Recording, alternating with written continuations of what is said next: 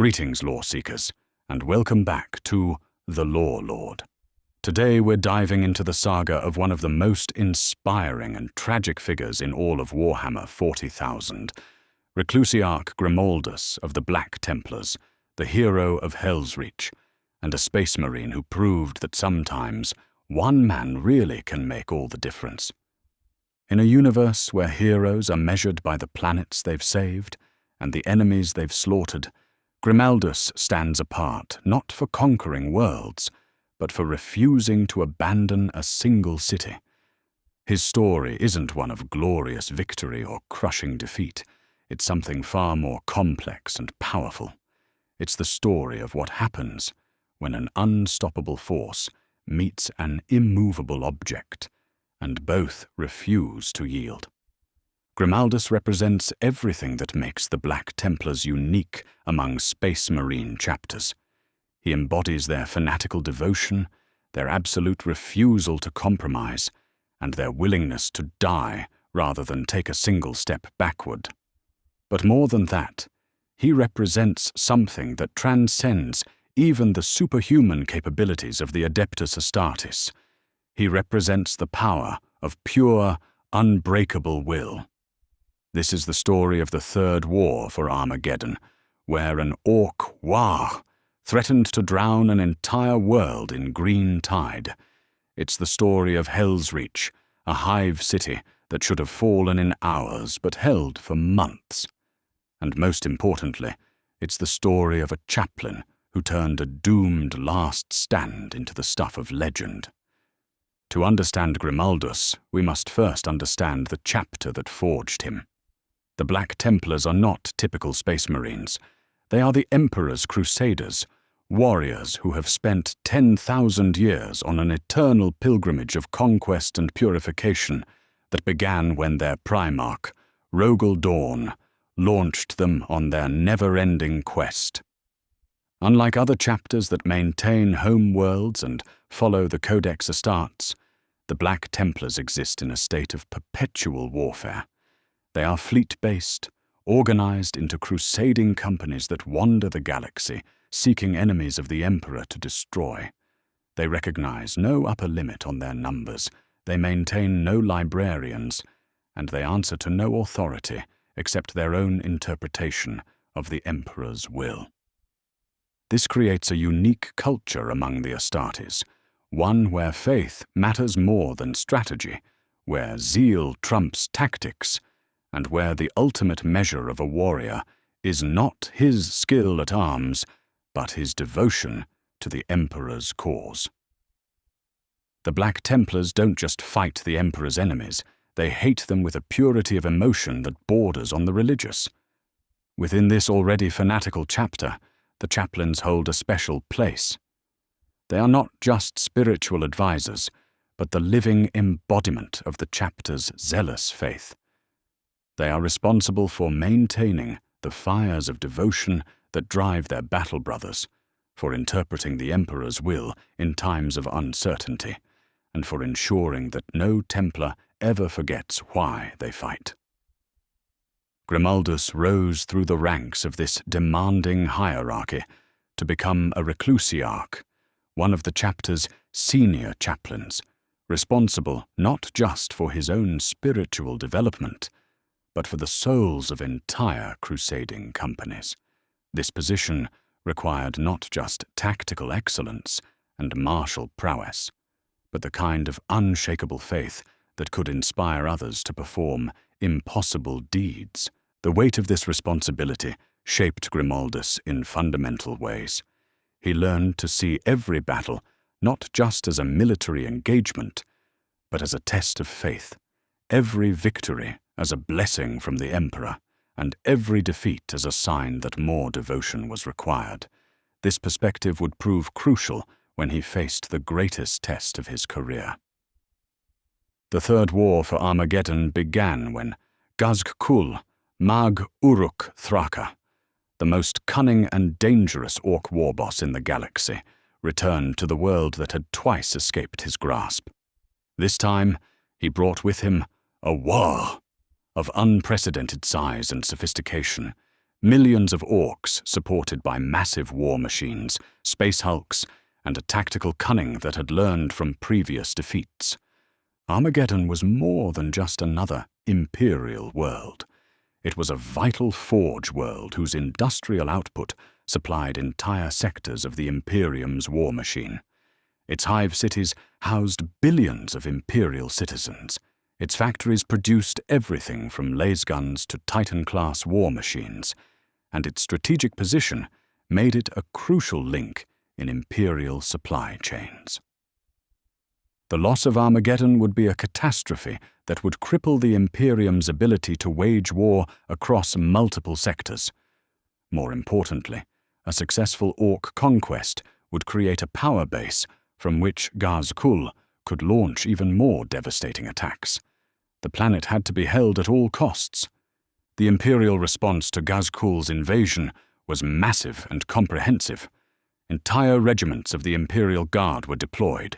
Space Marine chapters from across the galaxy committed their forces, and the full might of the Imperial Navy was brought to bear. This would be total war on a scale that would reshape the entire Armageddon system. Among the Space Marine forces committed to Armageddon's defense were the Black Templars, led by High Marshal Helsreach himself. The Templars saw this as more than just another campaign. It was a chance to face one of the Emperor's greatest enemies in righteous battle, to prove their faith through deed, and to add another glorious chapter to their 10,000-year crusade. The initial deployment seemed straightforward enough. The Black Templars would take responsibility for defending specific strategic targets, while other forces handled different aspects of the planetary defense. It was a sensible division of labor that played to each force's strengths and experience. Grimaldus received what seemed like a routine assignment. Take a small force of Black Templars and ensure the defense of Helsreach, one of Armageddon's major hive cities. On paper, it was an important but manageable task. Helsreach was a significant industrial center, but it was well fortified and defended by substantial PDF forces and Steel Legion regiments.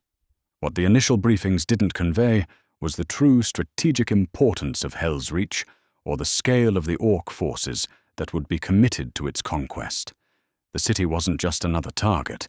It was a crucial link in Armageddon's defense network, a major transportation hub, and a symbol of imperial resistance that Gaz-Kul was determined to crush.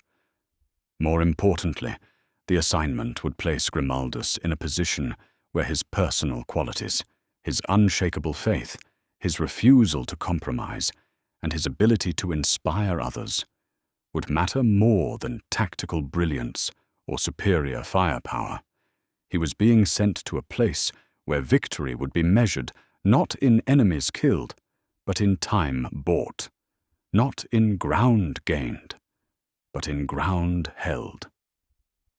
Helsreach was everything that made imperial hive cities both magnificent and terrible.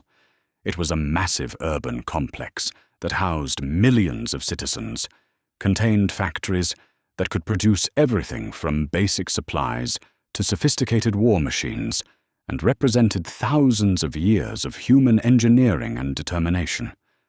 The city's design reflected both its industrial purpose and its military importance. Massive spires housed both civilian populations and manufacturing facilities. Transportation networks moved goods and people through a complex web of tunnels, bridges, and aerial platforms. Defensive installations provided overlapping fields of fire that could repel conventional attacks. But Helsreach was also a symbol of something more important than mere industrial capacity. It represented the Imperium's ability to create and maintain civilization in a hostile galaxy.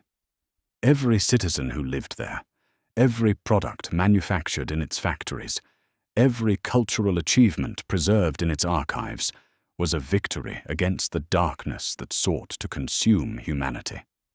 When Gaz-Kul's forces reached Helsreach, they came not as a disorganized mob, but as a sophisticated military force that had learned from decades of warfare against Imperial forces.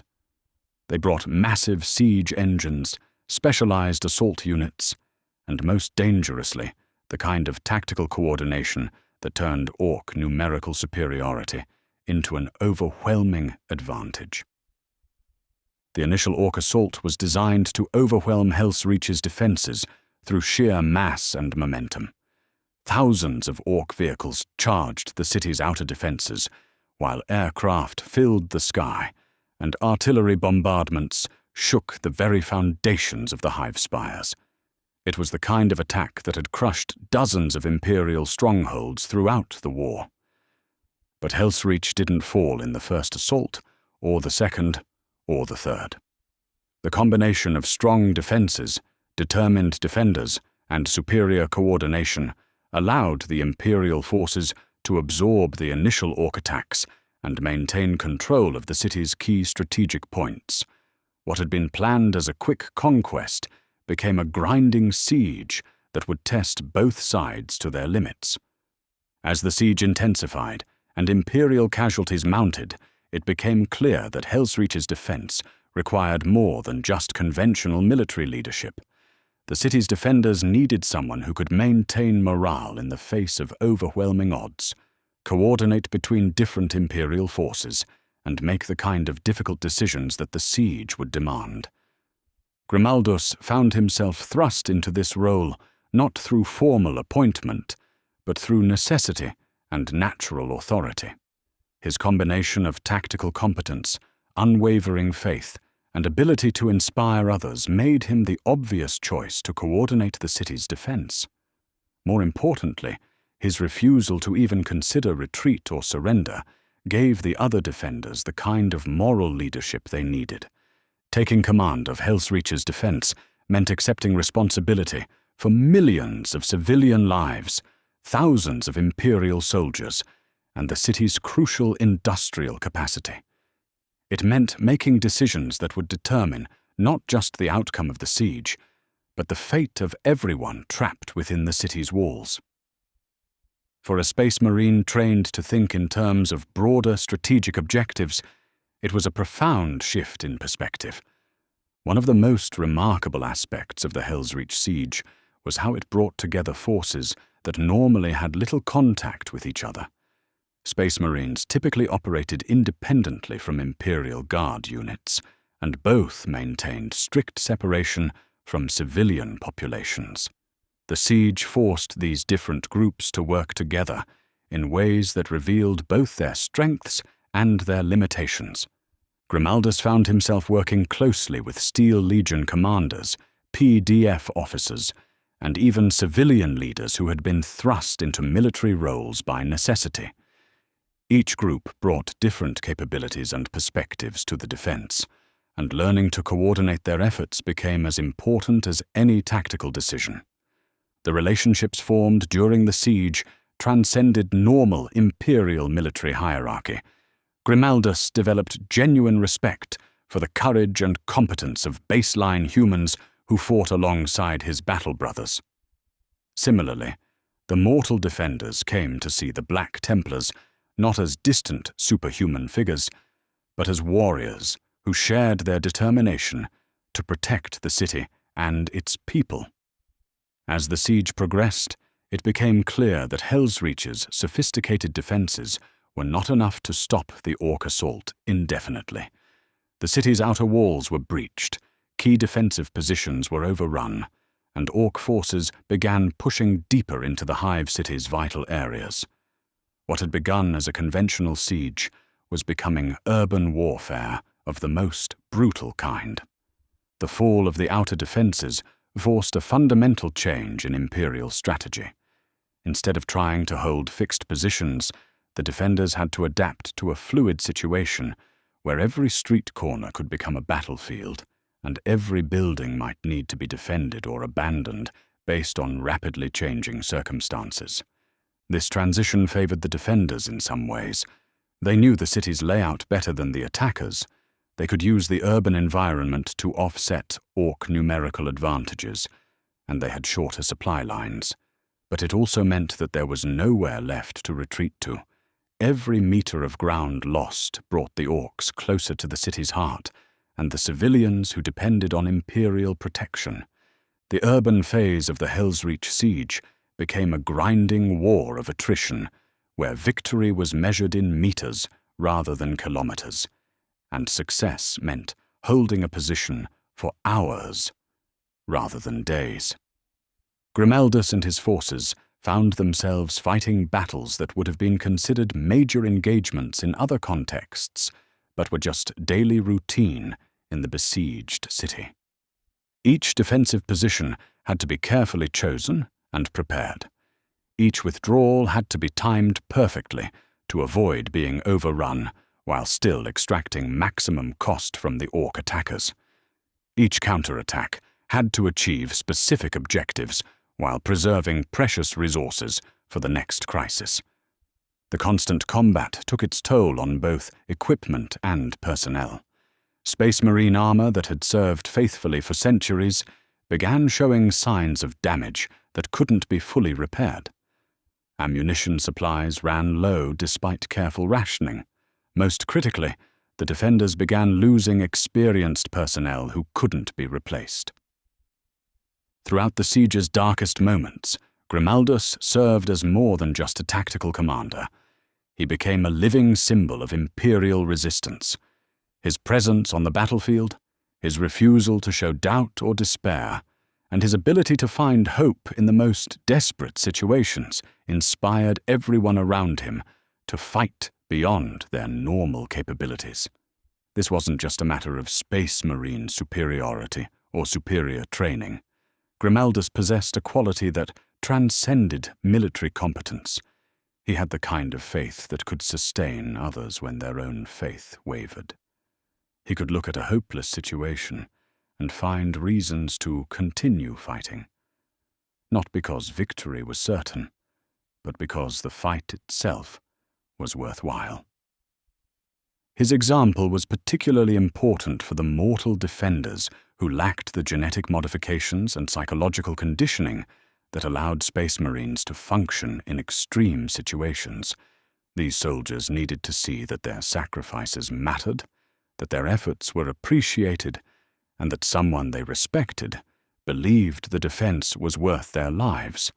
As the siege entered its final phases, the defenders of Helsreach found themselves pushed far beyond what should have been possible for mortal humans to endure. They had been fighting continuously for months, surviving on minimal supplies, facing enemies that outnumbered them hundreds to one, and watching their city slowly fall apart around them. Under normal circumstances, such conditions would have led to complete collapse of morale and military effectiveness. Soldiers would have broken under the strain, units would have disintegrated, and the defense would have crumbled. The fact that Helsreach's defenders continued to fight effectively despite these conditions was a testament to the power of leadership and shared purpose. Grimaldus played a crucial role in maintaining this impossible level of performance. His combination of tactical competence and spiritual authority allowed him to keep disparate forces working together, even when conventional military discipline might have failed. More importantly, his unwavering faith gave others something to believe in when everything else seemed lost. The prolonged defense of Helsreach came at a terrible cost in lives, equipment, and resources. Entire regiments were reduced to company strength. Space Marine forces that had begun the siege at full strength were worn down to small squads of survivors. The city itself was transformed from a thriving industrial center into a bombed-out ruin where every building showed signs of battle damage. But the cost wasn't measured only in material losses. The siege changed everyone who survived it in fundamental ways. Soldiers who had been tested to their absolute limits discovered capabilities they never knew they possessed. Leaders who had been forced to make impossible decisions developed new understanding of what command really meant. Grimaldus himself was transformed by the experience. The chaplain who had entered Helsreach as a competent but relatively conventional Space Marine emerged as something approaching a living legend. His faith had been tested by the most extreme circumstances imaginable, and had not only survived, but grown stronger. The siege of Helsreach finally ended, not because the defenders achieved a decisive military victory, but because the broader strategic situation on Armageddon shifted in favor of Imperial forces. Orc pressure on other fronts forced Gazkul to redeploy forces that had been committed to the city's conquest, allowing Imperial reinforcements to finally break through and relieve the besieged defenders. The relief of Helsreach was both a triumph and a tragedy. The city had been saved, but at such a cost that victory felt almost indistinguishable from defeat. The defenders had held their ground and preserved the city's strategic value, but the Helsreach they had fought to protect was almost unrecognizable from the city they had originally been sent to defend. Yet in another sense, the siege had achieved something more important than mere military success. It had demonstrated that Imperial forces could hold ground against impossible odds when properly led and motivated. It had shown that Space Marines and mortal soldiers could work together effectively when circumstances demanded it. Most importantly, it had created a story that would inspire Imperial forces throughout the galaxy. In the aftermath of the Third War for Armageddon, Grimaldus found himself elevated to legendary status throughout the Imperium. The story of his defense of Helsreach became required reading in military academies, inspiration for countless other desperate last stands, and proof that individual leadership could make the difference between victory and defeat. The title, Hero of Helsreach, carried weight far beyond its simple words. It represented recognition not just of tactical competence or personal courage, but of the kind of moral leadership that could inspire others to achieve the impossible. It acknowledged that Grimaldus had done more than just defend a city. He had preserved something essential about what the Imperium was supposed to represent. But the legendary status came with its own burdens. Grimaldus found himself expected to live up to a reputation that had grown beyond his actual accomplishments. Every subsequent action was measured against the standard he had set at Helsreach, and every decision was scrutinized for signs that he might not be the hero that Imperial propaganda had made him. The transformation from competent Space Marine to living legend created new challenges that Grimaldus had never faced before. He was no longer just responsible for his own actions and their immediate consequences. He had become a symbol that other Imperial forces looked to for inspiration and guidance. This symbolic role required him to maintain not just tactical competence, but also the kind of moral authority that had made him effective during the siege. He couldn't afford to show doubt or uncertainty, even when facing situations where doubt might be the appropriate response. He had to project confidence and faith even when his own faith was being tested. Perhaps most difficult was the expectation that he could reproduce the miracle of Helsreach in other contexts.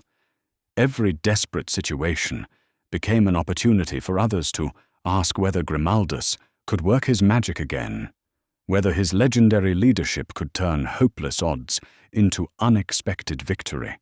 One of the most complex aspects of Grimaldus's post-Helsreach career was dealing with the psychological aftermath of surviving such an intense and prolonged ordeal.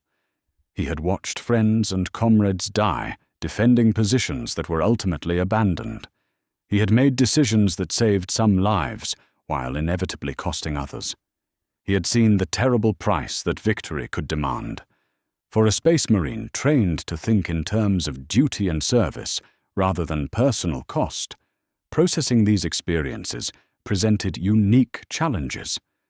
The genetic modifications and psychological conditioning that made Space Marines effective warriors also made it difficult for them to deal with the kind of complex emotions that extreme situations could generate. Grimaldus found himself carrying not just the responsibility for his own survival, but also the memory of everyone who hadn't survived. Every honor he received, every recognition of his achievements, served as a reminder of the comrades who had died to make those achievements possible. The siege of Helsreach was the defining moment of Grimaldus's career, but it wasn't the end of his story. In the years following the Third War for Armageddon, he continued to serve the Black Templars as a senior chaplain, leading new crusades and facing new challenges throughout the galaxy. These subsequent campaigns often involved different types of warfare and different kinds of enemies, but they all bore the mark of the lessons Grimaldus had learned during the siege. He had developed an understanding of how to coordinate different types of Imperial forces, how to maintain morale during extended campaigns, and how to make the kind of difficult decisions that extreme situations demanded. Perhaps most importantly, he had learned how to be the kind of leader that others could follow into impossible situations. This wasn't just a matter of tactical competence or personal courage. It was about projecting the kind of confidence and faith that could sustain others when their own faith wavered. As a senior chaplain with legendary status, Grimaldus found himself responsible for training and mentoring the next generation of Black Templar leaders. This role required him to pass on not just tactical knowledge and combat techniques, but also the deeper understanding of faith and duty that had sustained him during his darkest moments. Teaching other Space Marines how to lead effectively in extreme situations presented unique challenges. The experiences that had shaped Grimaldus were so specific and intense that they couldn't be easily replicated or explained. He had to find ways to communicate principles and insights that he had learned through trial and error under the most extreme circumstances imaginable. The process of mentoring others also forced Grimaldus to reflect on his own experiences and understand them in new ways. Explaining to students why certain decisions had been necessary or effective required him to analyze his own actions and motivations more deeply than he had during the actual events. Perhaps the most important lesson that Grimaldus learned from his experiences was that the war against the Emperor's enemies was truly eternal. Individual battles might be won or lost, specific campaigns might achieve their objectives or fail, but the broader struggle would continue as long as humanity existed. This understanding gave him perspective on both victory and defeat. Success in one engagement was important, but it was only meaningful in the context of the larger war effort. Similarly, setbacks and losses were tragic, but they weren't final as long as the overall fight continued. This perspective helped him maintain the kind of faith and determination that had made him effective during the siege of Helsreach. He understood that his role wasn't to win the war single-handedly, but to play his part in a struggle that was larger than any individual could comprehend. This understanding made him both more effective as a leader and more resilient in the face of inevitable setbacks. In the vast tapestry of Warhammer 40,000 lore, Grimaldus represents something both simple and profound: the power of refusing to give up. His story isn't about superhuman abilities or miraculous interventions. It's about what happens when someone absolutely refuses to accept defeat, no matter how hopeless the situation appears. This makes him particularly compelling as a character, because his achievements feel earned rather than gifted. He didn't win at Helsreach because he was stronger or faster or smarter than his enemies. He won because he was more determined to hold the city than they were to take it, and because he could inspire others to share that determination. His faith wasn't just religious devotion, but a more fundamental belief that some things were worth fighting for, regardless of the odds. This kind of faith is what transforms ordinary soldiers into heroes and desperate last stands into legendary victories. Despite being a genetically modified superhuman warrior, Grimaldus embodies very human qualities that make him relatable to readers who will never wield a chainsword or command a space fleet. His doubts, his determination, his grief for fallen comrades, and his refusal to abandon his responsibilities are all recognizably human responses to extreme situations. This human element is what makes his story inspiring rather than just impressive. Readers can identify with his struggles even if they can't replicate his achievements. They can understand what drives him even if they don't share his specific circumstances. Perhaps most importantly, his story suggests that ordinary people can make extraordinary differences when they refuse to give up on what matters to them. This message resonates far beyond the specific context of the 41st millennium. Grimaldus's story also illustrates the real cost of heroism in the Warhammer 40,000 universe. His achievements came at a terrible price in lives, resources, and personal suffering. The victory at Helsreach was real and important, but it wasn't clean or easy or without tragic consequences. This honest portrayal of heroism makes his achievements more meaningful rather than less.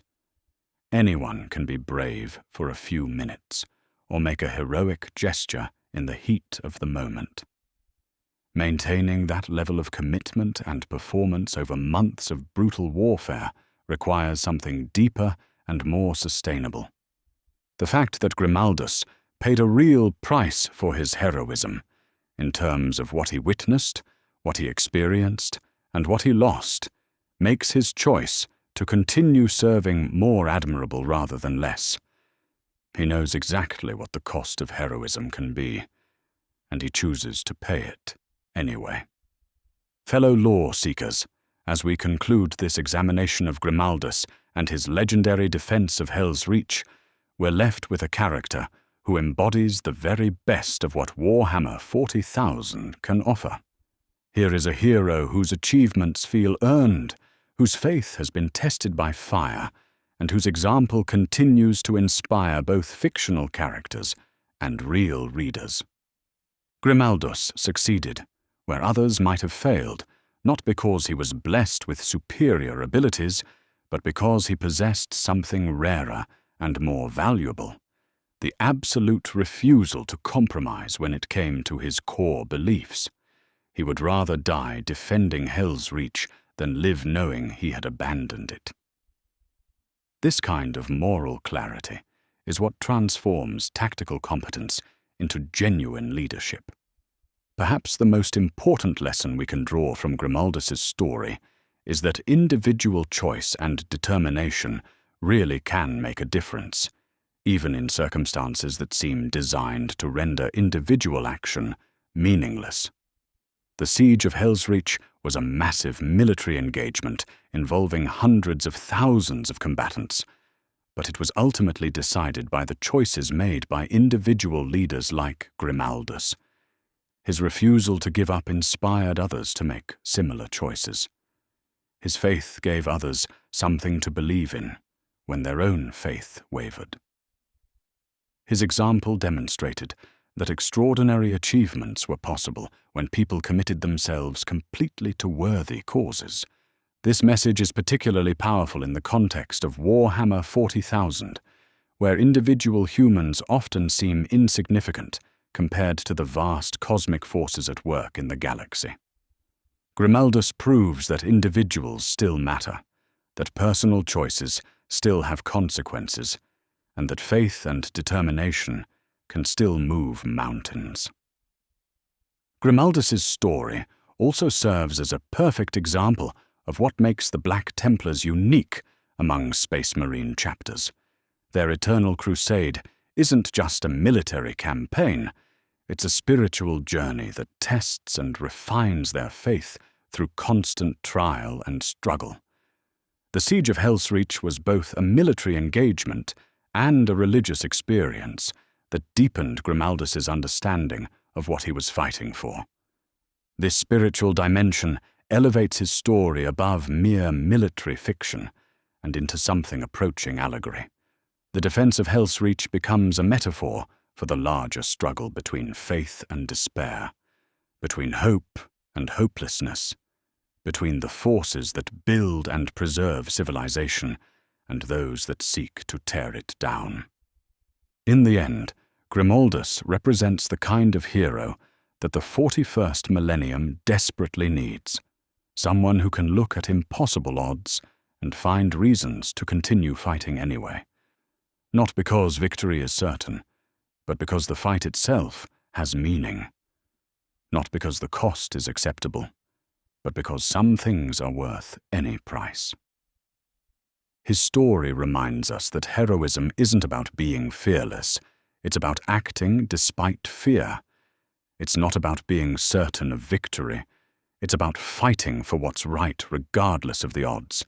And it's not about avoiding sacrifice, it's about making sure that when sacrifices are necessary, they serve purposes worthy of the price being paid. In a universe where there is only war, Grimaldus shows us what it means to wage that war with honor, faith, and unbreakable determination. He is proof that even in the grim darkness of the far future, the light of human courage can still shine bright enough to illuminate the path forward. Thank you for joining the LORELORD for this deep dive into one of Warhammer 40,000's most inspiring characters. Grimaldus proves that in a universe defined by overwhelming odds and impossible choices, faith and determination can still make all the difference. What do you think makes Grimaldus such a compelling hero? Is his unwavering faith inspiring or troubling in the context of the 41st millennium? And how do you think his story reflects the broader themes of Warhammer 40,000? Let me know your thoughts in the comments below. If you enjoyed this exploration of faith, heroism, and unbreakable will in the grim darkness of the far future, make sure to subscribe for more character deep dives and lore analysis. Hit that notification bell to stay updated on all the latest content. And remember, in a galaxy where hope seems lost, sometimes all it takes is one person who refuses to give up. This is the LORELORD, signing off from the ruins of Helsreach. Keep seeking the lore, keep questioning what heroism really means, and remember, the Emperor protects those who protect others, no matter the cost.